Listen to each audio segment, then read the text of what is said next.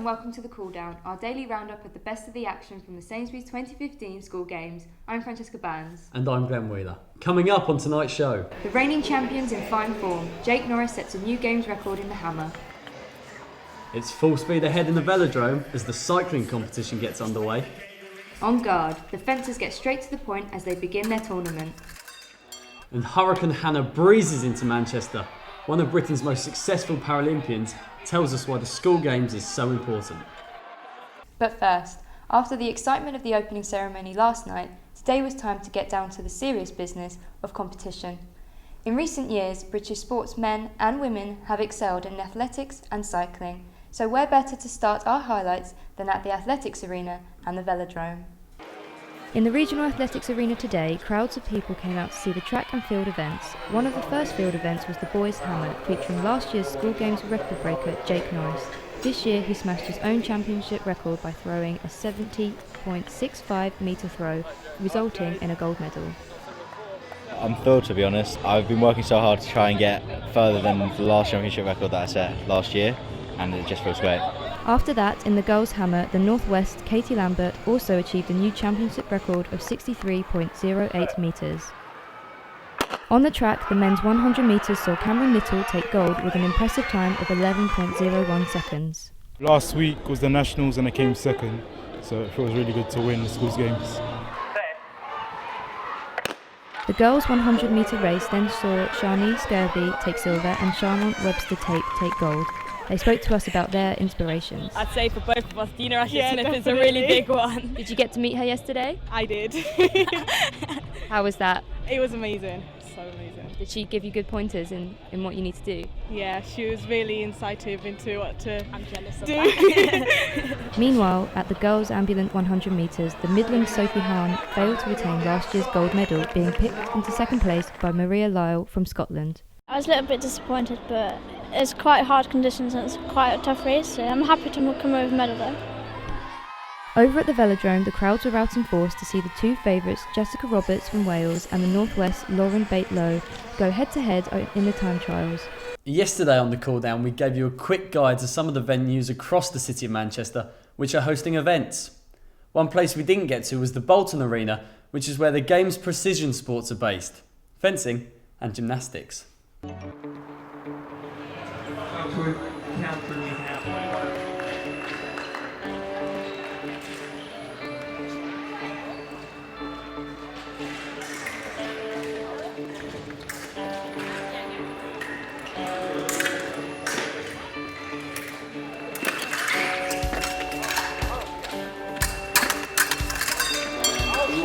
I have a feeling that this year will be my absolute best year because I feel on top of my game at the moment, and I've been training really hard. I probably set too much pressure on myself, so all of that's gone now because I'm ranked at the bottom, so I can hopefully crack on tomorrow. I've definitely learnt a lot so far and can't wait to start tomorrow again.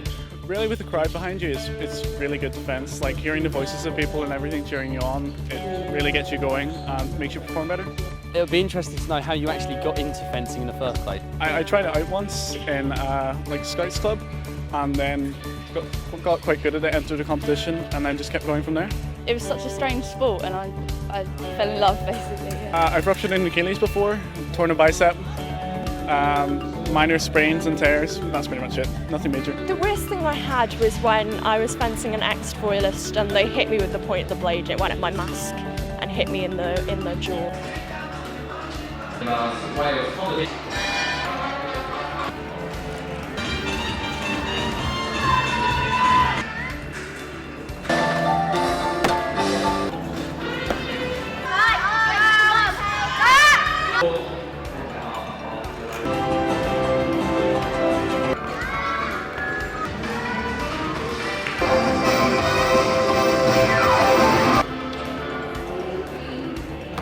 It's wonderful to be back in Manchester. I was just talking with the centre staff here at the Bolton Arena, and the arena was actually built as part of the legacy after 2002. So it's great to be back here. Got some amazing memories of happy times on the rings and as part of a multi-sport event like the Commonwealth Games. So obviously you're an athlete mentor here at the Sainsbury School Games. What are you making of the event so far? It is amazing. I mean, they are very young, the gymnasts. They're, the girls that are performing in front of us at the moment are 12 to 15. So very young, but an amazing opportunity to learn what a multi-sport event is. Mixing with different athletes in the village, transport to and from the venue. So such a unique experience here at the school games. It's a good experience for their development as well. Did you have anything like this as you were a developing gymnast? We did, but it wasn't quite as structured as the Sainsbury's UK School Games. You know, this is the place that they can actually make mistakes, if I can say it, because when they get to a Youth Olympics or an Olympic or Commonwealth Games, that's where you want to really have the great performance as well. When I was an athlete, I was a little bit lost as a young kid. I think wandering about gymnastic venues, I was so nervous as a kid as well. And I think, I really wish that I did have a mentor that was around to bounce off and to share, to ask for a bit of wisdom from them. So what sort of advice have you been imparting to these gymnasts that are performing behind us? Communication, don't be afraid to ask any questions with your team managers and coaches. To speak to athletes and to find out a little bit about them from different teams, to mix, to socialise, and even more important than that, to enjoy the experience here in Manchester. Some of Britain's most successful athletes came through the ranks of the school games. Among them was the double Paralympic gold medalist Hannah Cockcroft. She took to the track again today alongside the young athletes to see how the next generation is shaping up. This is actually the only multi-sport event in the world that isn't a Commonwealth Games or Olympic or Paralympic. So the athletes here are getting a really unique and special opportunity, and it's going to really line them up well when they go to a major competition. You have to kind of learn here that it's important. You're here to do a job, and you've got to do your country or your region proud, and at the same time have fun, and to find the balance in that is really difficult. And I know that my experience from the Sainsbury School Games, it was invaluable when I went to the Paralympic Games, and I just hope that every athlete here takes something away with them and learns something, and they really have an amazing opportunity here, so don't waste it. So why have you come down to the Sainsbury's 2015 School Games today? I requested to come and race simply because the track here is very similar to the one that we'll race at next month at the IPC World Athletics Championships in Doha. And we've been racing on fast tracks all season, whereas this track is probably the opposite of fast. So it's nice to come and just get the experience of trying to get speed up on a slower track. There's also an athlete here that I've kind of been following around the country, trying to get some experience with, Sammy Kinghorn from Scotland. She's a classification above me, but there's actually 100ths of a second in every race between us. So it's great for us both to kind of come here, line up against each other and have a proper race. We've got 1 month left of preparation, the both of us. We've got no time to waste, and we needed that experience. So this competition just kind of gave us that perfect opportunity, and it's where it all began for me, my entire athletics career. So it's nice to come back and just remind yourself what it's all about. And why have you decided to go up to the 800 metres then? I definitely didn't decide that I wanted to do the 800 metres.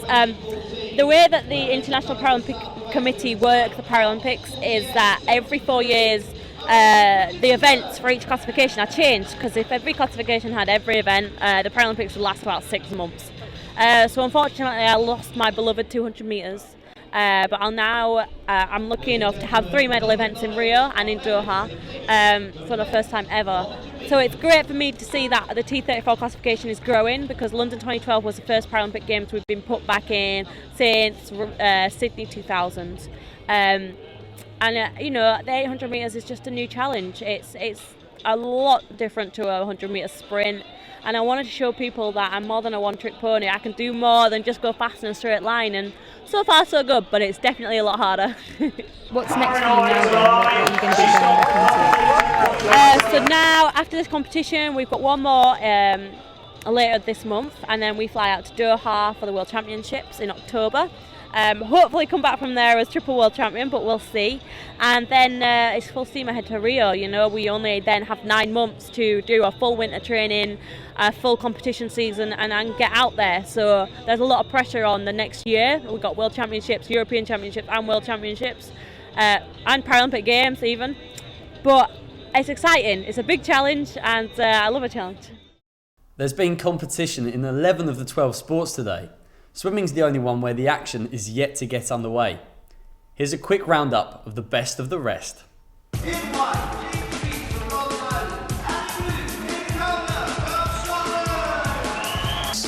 Beautiful.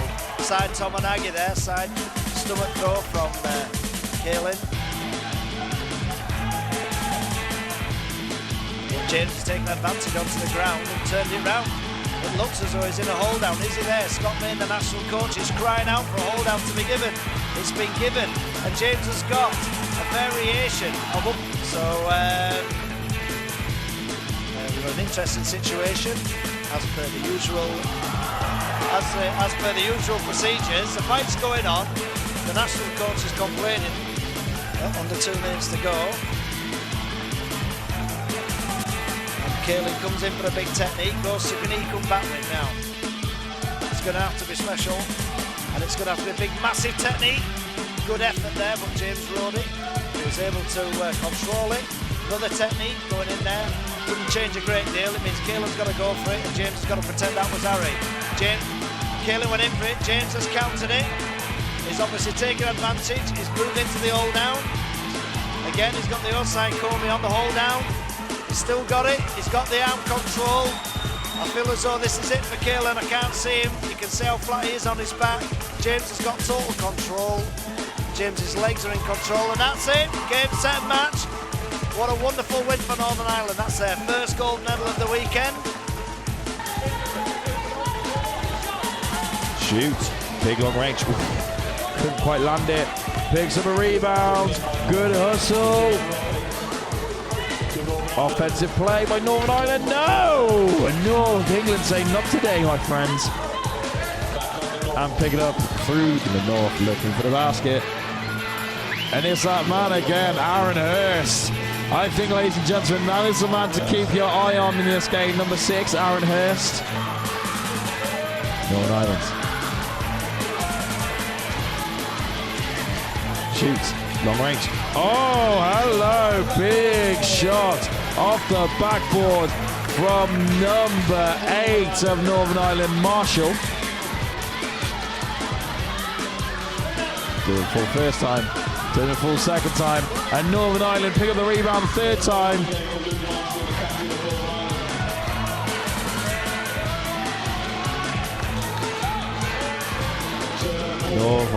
England North should make the turnover.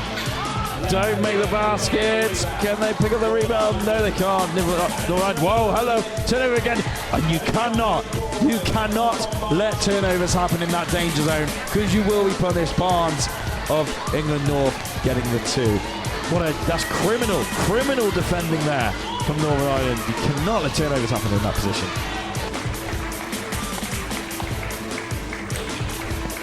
Points.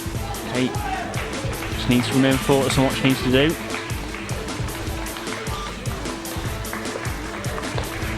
And that's a good forehand from Jasmine there. In control of herself now.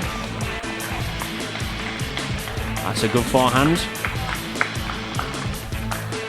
She's in a commanding position at 10-4. Now 10-8.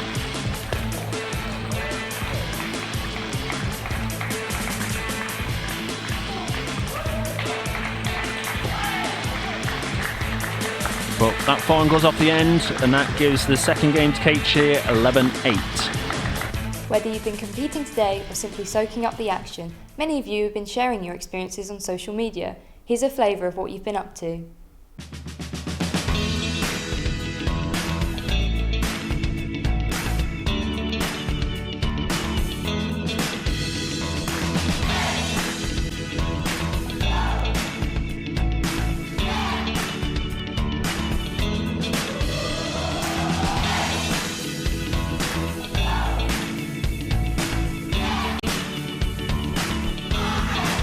That's just about it from the cool down for now. We'll be back tomorrow at 9 o'clock, rounding up the best of the day's action. It's been a brilliant start to the games already, with some impressive performances. Let's leave you with one of our favourite images of the day. We'll see you tomorrow. Goodbye. Bye.